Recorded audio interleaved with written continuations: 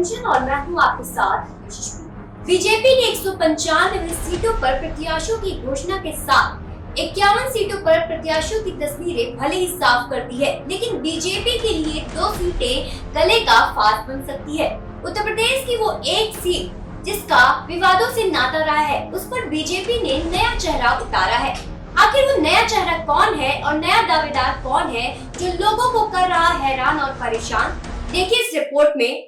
लोकसभा चुनाव में सभी पार्टियों ने अपने अपने प्रत्याशियों को लेकर सतर्कता बरतनी शुरू कर दी है। जहां एक तरफ समाजवादी पार्टी पूरी तरह से पूर्वांचल पर फोकस है। शायद यही वजह है कि जिन सीटों पर अखिलेश यादव को लगता है कि सीट पक्की है, वहां पर वो मजबूत उम्मीदवारों को चुनावी मैदान में उतार रहे हैं। जिस तरह से अफजाल अंसारी को गाजीपुर से टिकट देकर अखिलेश यादव ने जहां एक तरफ अपनी पार्टी की एक मजबूत सीट पक्की कर ली है, तो वहीं दूसरी तरफ बदायूं में भी अपनी पार्टी के शीर्ष नेता को उतारकर राजनीतिक परिपक्वता का परिचय दिया है। लेकिन जब बात सीटों के बंटवारे को लेकर हो, तो ऐसे में भाजपा की बात आना लाजमी हो जाता है। अभी बीजेपी ने लोकसभा चुनाव के लिए हाल ही में 195 कैंडिडेट्स की पहली लिस्ट जारी कर दी है। इस पहली लिस्ट में भाजपा की ओर से उन शीर्ष दिग्गज नेताओं को जगह मिली जो पूरे भारत की सरकार को अपने हाथों में रखते हैं। इस लिस्ट में जहां एक तरफ प्रधानमंत्री नरेंद्र मोदी, गृह मंत्री अमित शाह, रक्षा मंत्री राजनाथ सिंह समेत कई दिग्गजों के नाम शामिल हैं, तो वहीं भारतीय जनता पार्टी ने पीएम मोदी को लगातार तीसरी बार वाराणसी से चुनाव लड़ने के लिए उतारा है।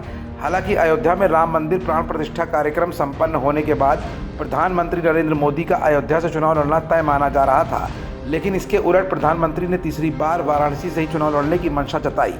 फिलहाल भारतीय जनता पार्टी ने अयोध्या से लल्लू सिंह पर विश्वास जताकर अपने पुराने दिग्गजों को साथ लाने की कोशिश की है। वहीं इसी के साथ भाजपा ने अपनी 195 कैंडिडेट्स की पहली लिस्ट में उत्तर प्रदेश की 80 लोकसभा सीट में 51 सीटों पर भी कैंडिडेट्स घोषित कर दिए हैं।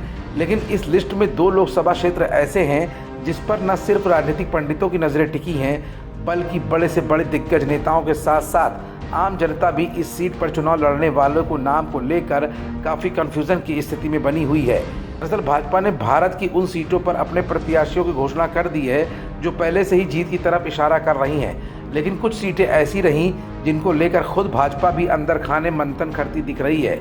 लेकिन उत्तर प्रदेश की 2 ऐसी लोकसभा सीट कौन कौन सी है जिनको लेकर भाजपा की परेशानी बढ़ती दिख रही है, और भाजपा इन पर अपने प्रत्याशियों के नाम की घोषणा को लेकर आखिर चुप क्यों बैठी हुई है, इस सवाल का जवाब इंडिया जंक्शन की इस रिपोर्ट में आप सुनेंगे भी और देखेंगे भी।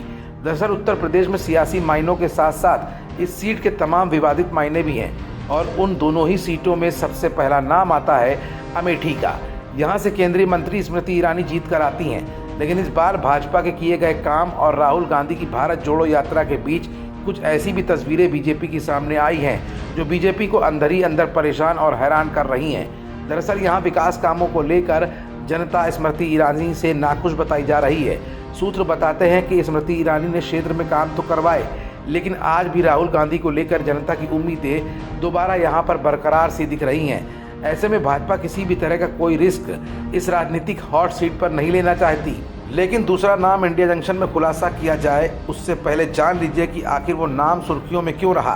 तो इस राज पर से हम अब पर्दा उठाने जा रहे हैं। दरअसल यहाँ पर जिस नेता का हम नाम लेने जा रहे हैं वो न सिर्फ नेता है, बल्कि अवध और पूर्वांचल क्षेत्र में दबदबा रखने वाला वो नाम है जो लगभग 12 जिलों में अपना प्रभाव कायम रखता है, और वो नाम है बाहुबली ब्रजभूषण शरण सिंह का।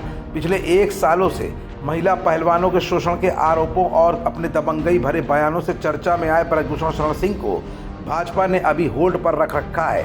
हर तरफ यही चर्चा हो रही है कि बीजेपी में ब्रजभूषण शरण सिंह जैसे बाहुबली को लेकर अंदर ही अंदर आखिर चल क्या रहा है।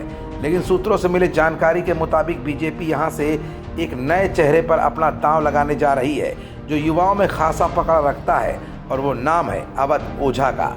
अवध ओझा को युवाओं में खासा लोकप्रिय माना जाता है। खास तौर से अवध ओझा सोशल मीडिया इन्फ्लुएंसर के तौर पर बहुत बड़े स्तर पर अपनी पकड़ युवाओं के बीच रखते हैं। अपने खास अंदाज से अवध ओझा सर के नाम से सोशल मीडिया पर वायरल हैं। अपने बेबाक अंदाज से करोड़ों युवाओं के दिलों में अपनी खास जगह बनाने वाले अवध ओझा का राजनीति में ये पहला अटेम्प्ट होगा, और अगर भाजपा अवध ओझा को कैसरगंज से टिकट देती है तो निश्चित तौर पर भाजपा के पीछे की मंशा एक साफ सुथरी छवि वाले इंसान को सामने लाने की है दरअसल ये हम नहीं बल्कि इंडिया जंक्शन की स्क्रीन पर चल रही ये कुछ तस्वीरें साफ कर रही हैं। बीते दिनों उत्तर प्रदेश के उप मुख्यमंत्री केशव प्रसाद मौर्य और बीजेपी के राज्यसभा सांसद दिनेश शर्मा के साथ अवध ओझा के मिलने की तस्वीरें सामने आई थी, जिसके बाद सियासी गलियारों में इस बात की चर्चा जोरों पर है कि बीजेपी कैसरगंज से उन्हें टिकट दे सकती है।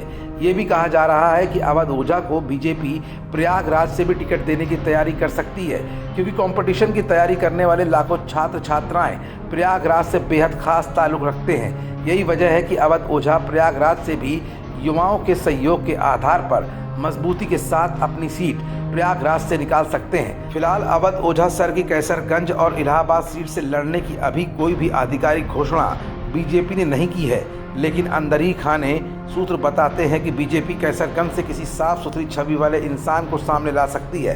फिलहाल इस समय अमेठी और कैसरगंज लोकसभा सीट को लेकर होल्ड की स्थिति बनी हुई है। अब इन दोनों ही सीटों पर भाजपा अपने किस प्रत्याशी पर दांव लगाती है, ये बीजेपी की राजनीतिक परिपक्वता पर निर्भर करेगा। खबरों से जुड़े रहने के लिए सब्सक्राइब करें हमारा चैनल इंडिया जंक्शन।